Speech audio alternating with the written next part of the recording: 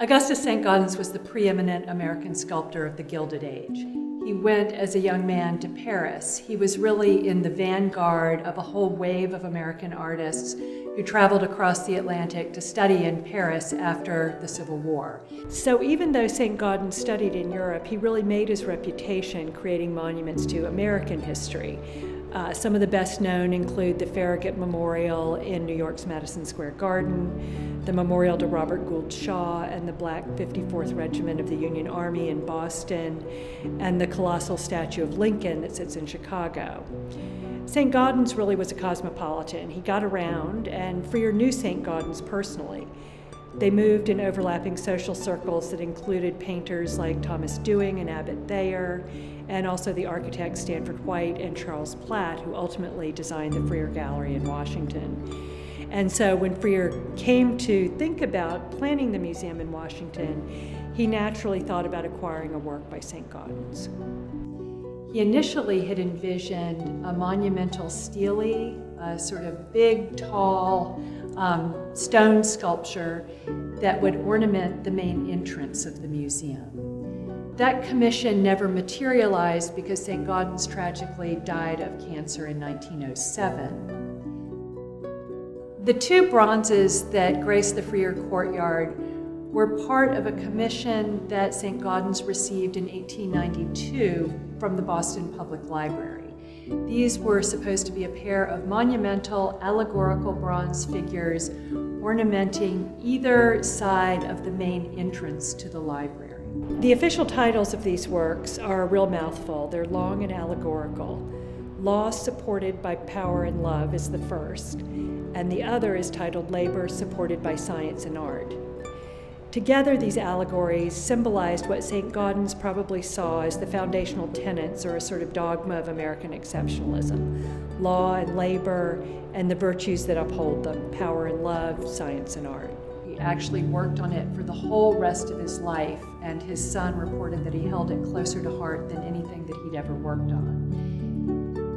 The plaster cast, a half-size plaster model for the works, remained in his studio unfinished at the time of his death. It wasn't until 1914 that Charles Platt, another friend of St. Gaudens, who was also the architect of the Freer Gallery of Art, suggested the so-called library group, which of course remained unfinished in St. Gaudens' studio. Freer wasn't interested in having a work that existed in multiples in his museum, and so labor supported by art and science and law supported by power and love are among the few works by St. Gaudens, at least among the few bronzes, that exist as individual unique objects. And so that's one of the things that makes them very special.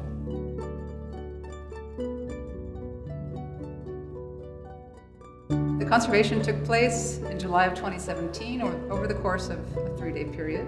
We received a grant from the Smithsonian Women's Committee to do the treatment on the sculptures that would allow us to clean them with a technique that we've not used before, called carbon dioxide blasting, or CO2 blasting. The technique used is fairly new to the art conservation world, and it was new and exciting because it was the first time that the Freer and Sackler galleries took it outside for visitors to watch. The equipment we used was run by diesel and propane, so we had to do the work outside. And by bringing the sculptures out to the Freer Plaza and doing the conservation right out in the open, we had the opportunity to engage our visitors with the art in a totally unique way. First, we used the carbon dioxide blasting to clean the sculptures of their old failing layers of wax coatings.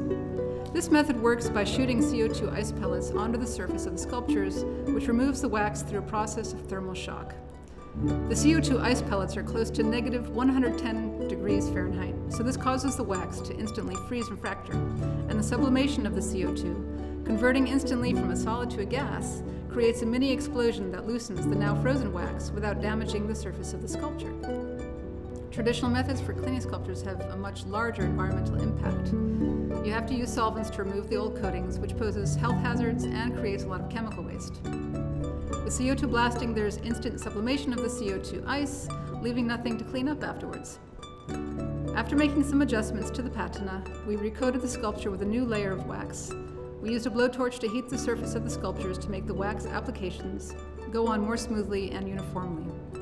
The following week, we were then able to reinstall the sculptures in their home in the courtyard loggia, where they've been for the last 20 years. The pair of bronze sculptures are made up of 3 and 4 allegorical figures, with each one holding an object which further exemplifies their allegorical meaning. The first sculpture, Law Supported by Power and Love, has Law in the middle with a pole. To the left is Power with a sword, and to the right is Love with a woman and a child coddled together in a hooded fabric over top of their heads. Labor Supported by Science and Art has Labor in the middle holding a hammer. To the left is Science holding an orb, and to the right is Art holding a lyre. The same terms that embody the essence of the Smithsonian, love, science, art, are all found in this sculpture. It was always Freer's idea that the sculptures would be located in the courtyard. It can be exhausting to walk through a museum and look at lots of things, even when they're beautiful works of art.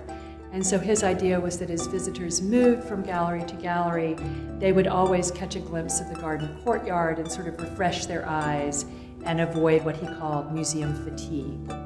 The sculptures by St. Gaudens occupy a spot on the east loggia of the courtyard, where they provide a very subtle note of adornment to an otherwise natural setting.